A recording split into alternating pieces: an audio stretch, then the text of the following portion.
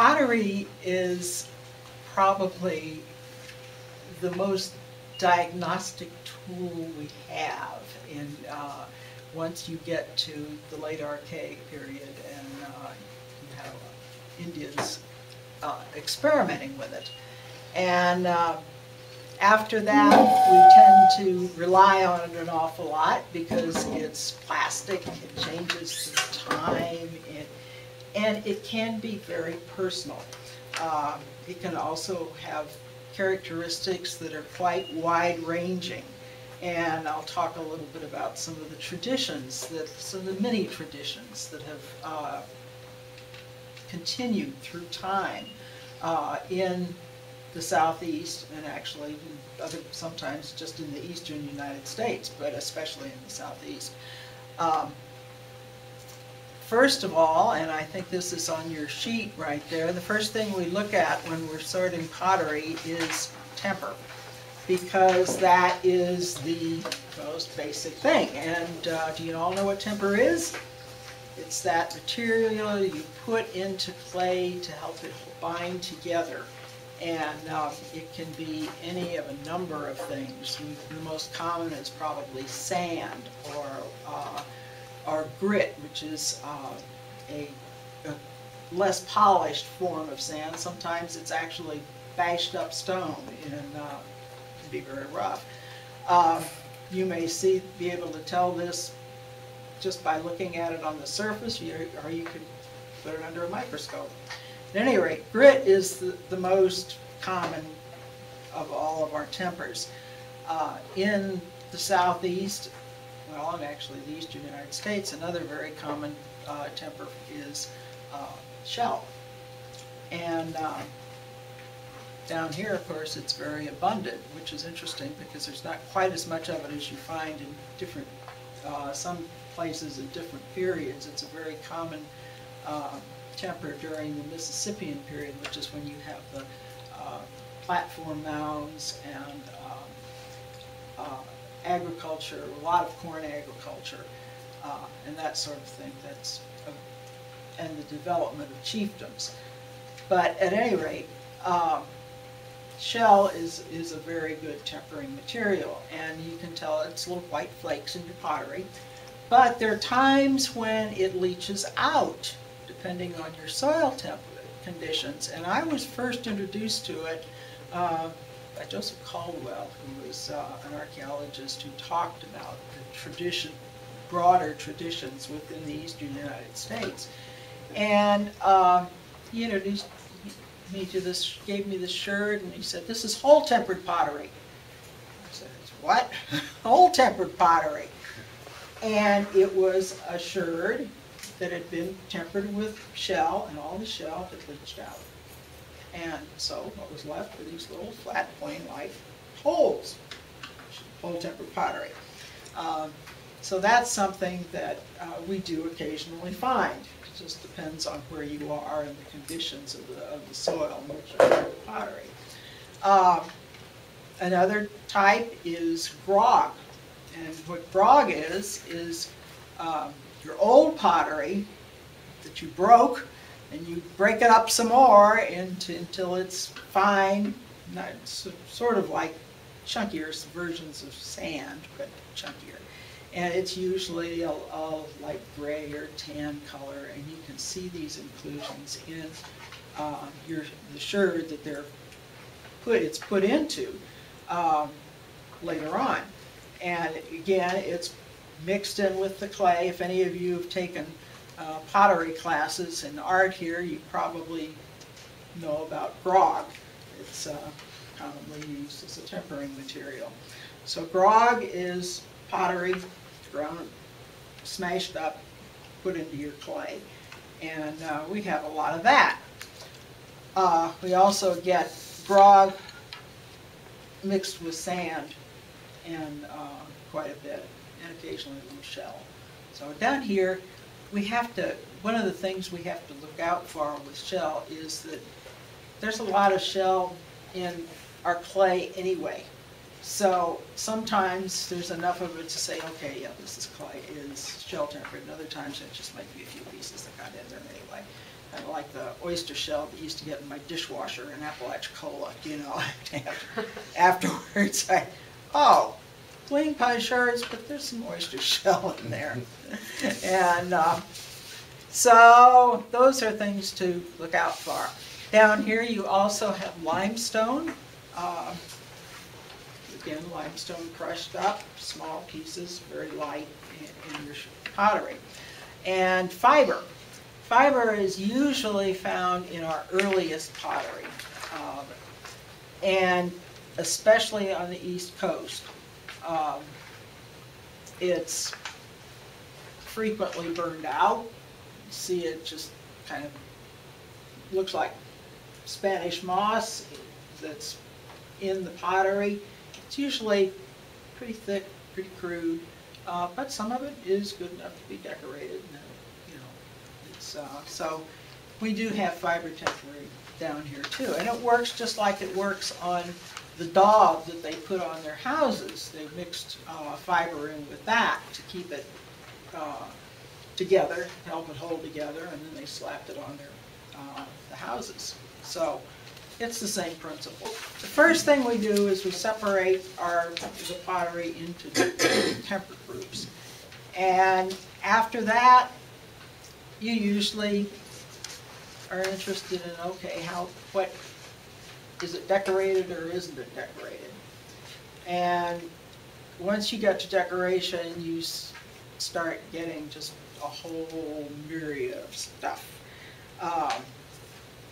Some of the earliest is incision, and we have sort of incising traditions. We have incised pottery all the way through time, and a lot of it's zoned incised with punctates on the inside, or sometimes they'll stamping motifs on the inside different zones.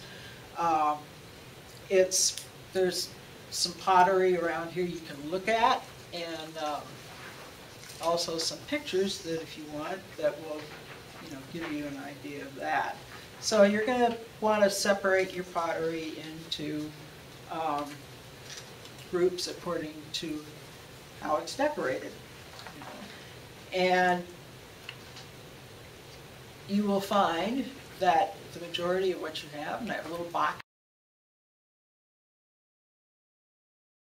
over here, from the Pierce site, is what Gordon Willey called residual playing. and that's it, from a site called the Pierce site, which is up in Apalachicola, in the Panhandle. And that's frustration for you.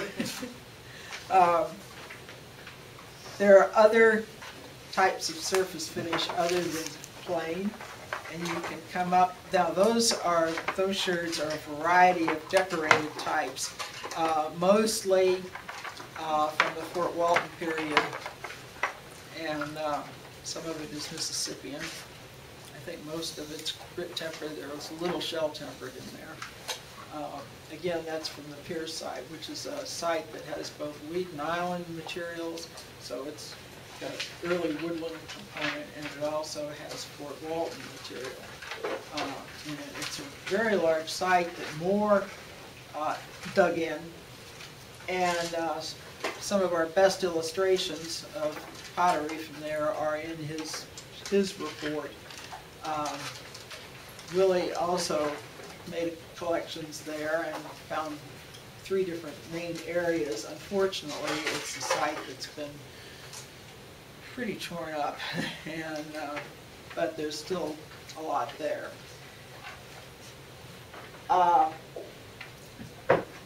When we get to I was pull out Willie's book. Yeah, this is, you might say, the initial Bible in Florida archaeology. The first person to do a synthesis of pottery from a wide range of areas in Florida, especially the coast, was Gordon Willey, and dates from 1949. And you can take a look at this reprint. It's a gold mine, and you can still, in a lot of areas, including this area and also in the Apalachicola area, you can still find people that collect on some of the same sites that are mentioned in there. And so he gave us a good groundwork, but he didn't get into the interior as much as we did. And I think you'll find if you look in Jerry Milanich's books that you'll find more about the upper, especially the North Florida interior. Now there wouldn't This is my role. This is your second Bible. And that, lovely, isn't it? Nice figure. So there are some good things in there.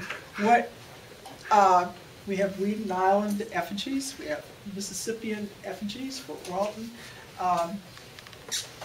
And it gives us something to ooh and ah over, and also fits into the typology too.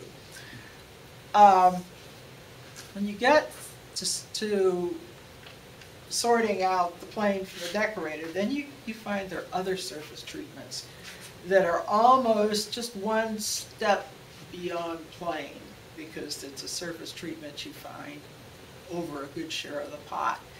One of these is check stamping, which starts very early in, I have a picture of it in here, I can't remember. I think. Yep. Yeah. And check stamping starts really, really early in Deptford check, and it continues on. And you get Middle Woodland check stamping, you get check stamping along with Swift Creek, you get McCullough, Middle Woodland, and it goes on up, continues all the way up to the historic period where you get Leon Jefferson with historic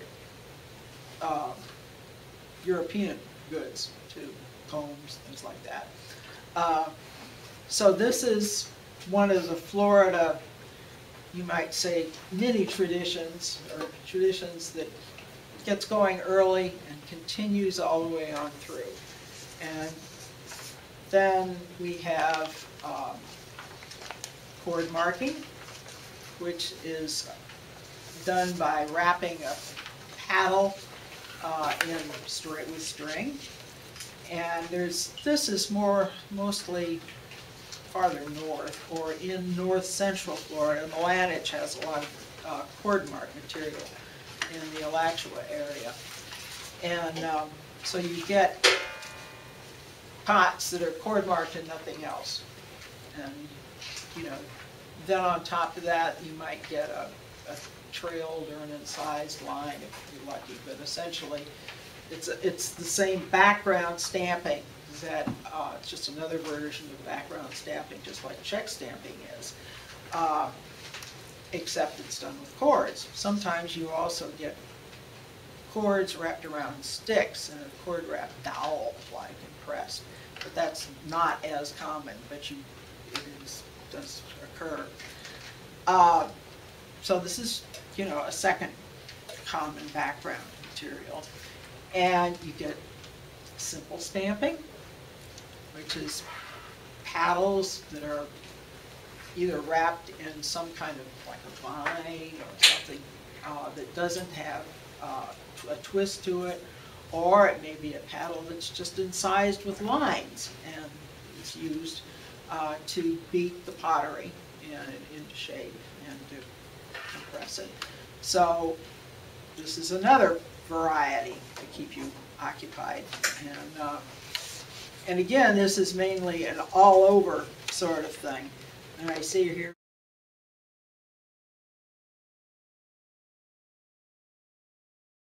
And I even took a picture. I think grit is just larger pieces of the sand.